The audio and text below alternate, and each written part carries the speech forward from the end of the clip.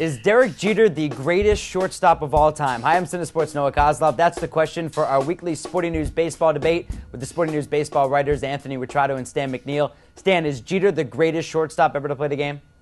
Well, look at it this way. There have been better offensive shortstops. Honus Wagner, of course, comes to mind. There have been a few better shortstops defensively, such as Ozzie Smith and even Omar Vizquel.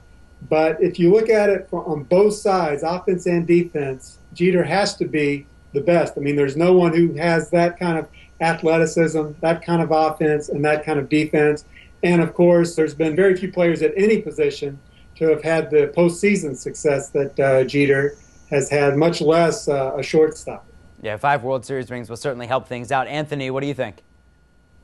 I think that a lot of that is true, and the 5 World Series rings help his cause, but he didn't win them by himself. And I think that there's so many variables that you have to throw in when you talk about Jeter being the best ever, that sort of discounts him. You know, you talk about the era he played in and other players in his era not staying at the position, and him never being, by far, not being the best defensive shortstop in his era ever in any season.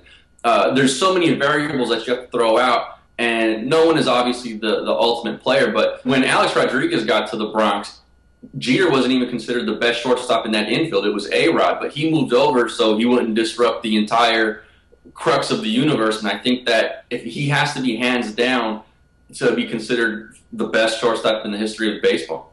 So if he's not, who is?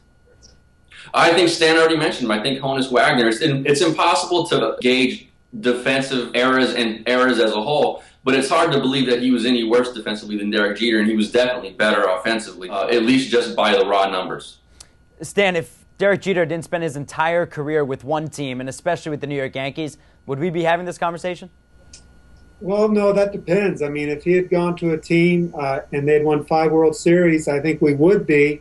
And, you know, that leads to the argument, you know, did the Yankees win 5 World Series because of Jeter, or did Jeter win 5 series because he's on the Yankees? Obviously, it's somewhere in the middle there, but there's no way you can really discount what Jeter brought to the Yankees, you know, and what he's still bringing to them, really. I mean, clearly he's not the player that he was, but he's still playing, you know, an above-average shortstop. I think he's still considered an above-average shortstop at the age of 36, and when you look at his past, he's got the numbers and the intangibles to kind of make a case for him being the best ever.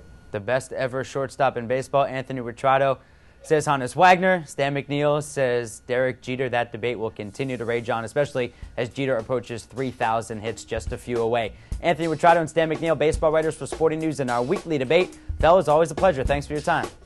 Thanks, Noah.